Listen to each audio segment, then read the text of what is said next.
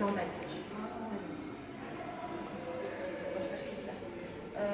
Là derrière vous, vous avez des objets qu'on appelle des boustilliers. En fait, ça, ce sont des objets qui sont façonnés par les verriers pendant leur temps de pause. Parce que c'est une tradition populaire qui est arrivée avec la systématisation du travail. On fait tous les jours la même chose. Et donc, l'instinct artistique est vraiment malmené. Et donc, on ne peut pas normalement, mais les patrons ferment les yeux. Ils laissent aux verriers les fonds creusés ou les restes de verre pour que les verriers, pendant leur temps de pause, c'est très important, puissent façonner des petits objets qu'on va offrir à sa famille au moment des grands moments de la vie importants, baptême, naissance, mariage, départ à la retraite, etc. Et on a sorti toutes sortes d'objets insolites. Et c'est une tradition populaire qu'on trouve vraiment dans toute l'Europe. Et chaque région a sa spécialité. Alors, les verriers ont voyagé aussi. Les verriers Carolo ont été en Russie aux États-Unis. D'ailleurs, près de Pittsburgh, il y a un village qui a été fondé par des verriers Carolo qui s'appelle Charleroi. Aux États-Unis, c'est une ville qui s'appelle Charleroi. Et en Russie, les verres à vitre aussi se sont développés en Russie également. Alors, la tenue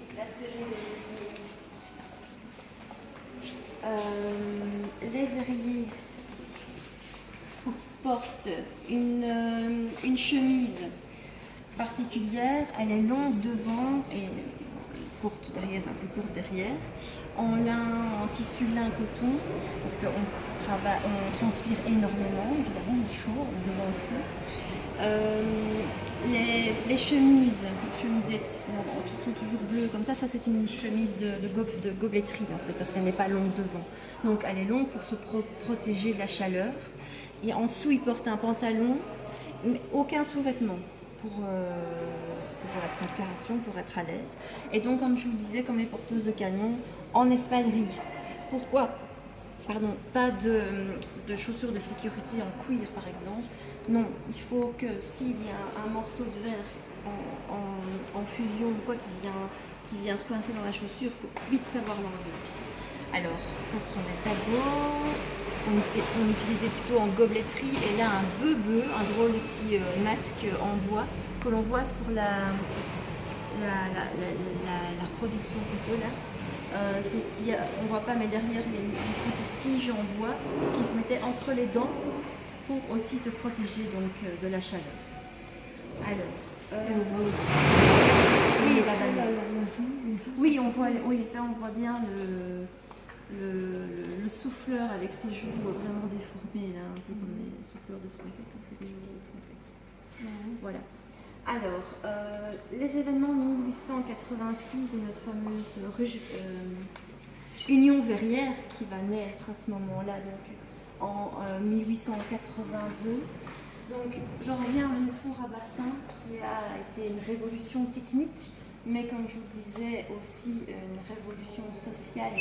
Parce que il chamboule tout le travail, ce four à bassin. Les souffleurs deviennent un élément, un rouage et non plus les privilèges qu'ils avaient, les privilèges de décision sur le travail finalement qu'ils avaient auparavant, le système de four avec les creusets. Et donc, c'est une mauvaise période. Donc, les essouffleurs, les verriers du fer à chaud, en tout cas, s'organisent et pour se défendre, créent un syndicat, l'Union verrière, fondé par Oscar Faller et Albert Dewa. Et donc, la situation est vraiment dramatique à cette époque-là. Les salaires sont très bas. Une confrontation entre l'Union verrière et le patronat, et aussi l'instabilité des marchés fait qu'on va arriver aux grèves et au feu de mars 1886 et on va prendre comme cible et comme bouc émissaire le four à bassin des verries des Amandes, les verries de M. Baudou, parce que c'est là, M. Baudou, c'est le premier qui avait installé un four à bassin. Et donc on va aller, les émeutiers vont aller détruire sa demeure, détruire la verrie, etc. Ça va aller très loin parce qu'il va y avoir des fusillés à Rouen, des morts, etc. Un procès va être mis en place pour trouver les responsables, déterminer les responsables. Ce sera bien sûr les dirigeants de l'Union Verrière, Falleur et de Wart, qui vont être jugés coupables alors qu'il leur a été prouvé d'ailleurs qu'ils n'ont même pas participé aux émeutes. Mais voilà, il fallait bien trouver un responsable. Ils vont être exilés aux États-Unis. Une pierre de coups. Voilà. Ils vont être exilés aux États-Unis, ils mourront dans la misère. En 1894, Edmond Gilles, d'ailleurs la ruche Verrière se trouve sur la place Edmond Gilles, va faire naître l'Union Verrière, qui va s'appeler donc la Nouvelle Union Verrière, vous avez la bannière de l'Union Verrière. Vous voyez comment Edmond Gilles était très revendicatif et très politisé, et finalement il va faire que péricliter l'Union Verrière, et sera mort d'ailleurs assassiné en 1924. Alors, je ne sais pas si on a encore le temps. Les traditions populaires qui vont naître de la présence des verries. Les Climbia, en fait, c'est un club philanthropique aujourd'hui, qui est né en 1894, donc qui existe toujours, qui a toujours une activité. Et en fait, ce nom d'où ça vient, en fait, le Climbia, c'est... Vous avez donc votre canon fait, votre cylindre qui est fendu sur la longueur. Avant d'être rentré dans le four d'étendrie, il y a un gamin qui vient appliquer 2 petites pinces à linge en bois au niveau de la fente du canon. Et donc cette pince à linge, c'est le Climbia. Et son rôle est que dans le four à étendrie, le Climbia, comme il est positionné là, il permet... au canon de ne pas s'affaisser, vraiment de bien se déployer en fait. Et comme il est en bois, il flambe dans le four. Voilà. Mais ça vient de là, et les membres du club ont toujours un petit Climbia qui pend à leur costume. Et le tour de la Madeleine, c'est une marche de l'Entre-Sambre-et-Meuse, bien que ça se passe à Jumet, bien qu'à Jumet on n'est pas dans l'Entre-Sambre-et-Meuse. Mais voilà, ça a été reconnu comme patrimoine immatériel de l'UNESCO. Et qui a été aussi marqué par la présence des verries à Charleroi. Donc je fais fi de ça parce que voilà. Alors en dernier, donc l'inévitable mécanisation. Donc on est après tous les événements, l'émeute, etc.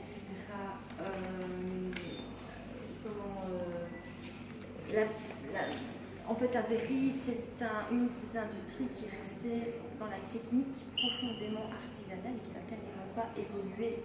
Il y a eu, voilà, à part le four à bassin, il n'y a pas eu d'évolution technique. Donc, comme je vous disais, les verries fonctionnent beaucoup avec l'exportation, mais la concurrence des verres étrangers, notamment des verres français et américains, prend de plus en plus ampleur. Et il devient quand même vraiment urgent de moderniser pour maintenir le niveau. Et donc Émile Globe et Émile Foucault vont inventer les tireuses mécaniques du verre en 1902, qui sera aussi reçu, qui sera très mal reçu évidemment, puisqu'on met à mal tout le soufflage à bouche et tout le travail des souffleurs. Donc le verre est mécaniquement étiré à partir du four à bassin. Et donc au sommet, tout un dispositif à un puits d'une dizaine de mètres. Et au sommet, en fait, la feuille arrive formée. Il n'y a plus qu'à la couper, à la saisir. Donc ça a beaucoup d'avantages financiers. Un ouvrier, là, pour former un souffleur, auparavant, il faut 10 ans. Ici, il faut plus de 15 jours. La mécanisation va se faire aussi dans les bouteilleries. On va inventer la bouteille, la machine semi-automatique à air comprimé pour fabriquer des bouteilles.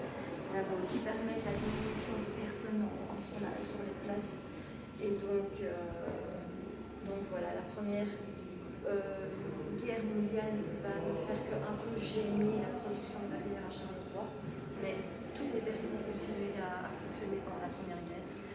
Et petit à petit, la machine Faucon va être placée dans les différentes verries. Les patrons de verries n'auront de toute façon pas le choix, contraints et forcés par la loi du marché.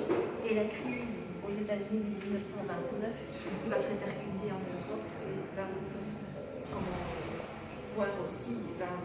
accentuer la mécanisation de tous les domaines. Et donc les verries n'auront plus qu'à regarder malheureusement le verre se trouver tout seul devant nous. Voilà. Merci. Merci beaucoup.